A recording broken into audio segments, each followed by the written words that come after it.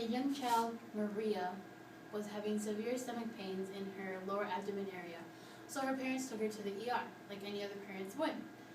They got to the ER and the doctor examined Maria and sent her home that same night. Maria then came back 2 more times that same night because the pain had worsened in her stomach. On the 3rd visit, the doctor realized that Maria was going to need immediate surgery on her lower abdomen area. Now, the doctor could not communicate this to her parents because there was a language barrier between them. The doctor couldn't speak Spanish, and the parents didn't speak English. And this just shows how much of an important it is to have foreign languages in the educational curriculum. It should be mandatory.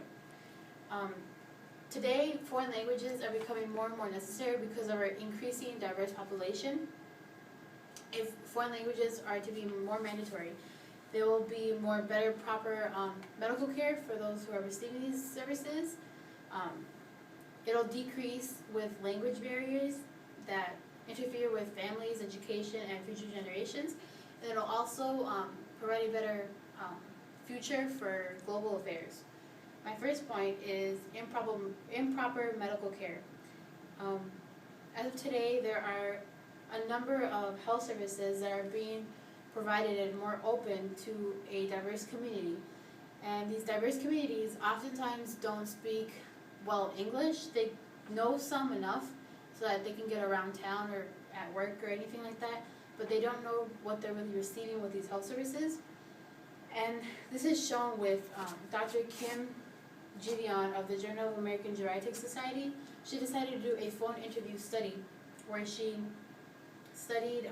interviewed Latino immigrants and Asian immigrants, and of the immigrants that she interviewed, 66.8% of the Latino immigrants decided to do their phone interview in their own native tongue.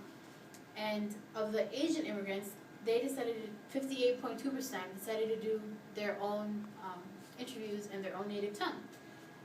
And this just shows how much of an importance it is in the medical world to have a foreign language in your education. And the funny thing about the study is that the immigrants that did decide to do their interviews in their own language were all pretty much of the older generation. And this brings me to my second point, where language can create barriers between family education and future generations. And although the U.S. is kind of an English-speaking country, only about 95% of the residents speak English, so there still is quite a few number that shows how much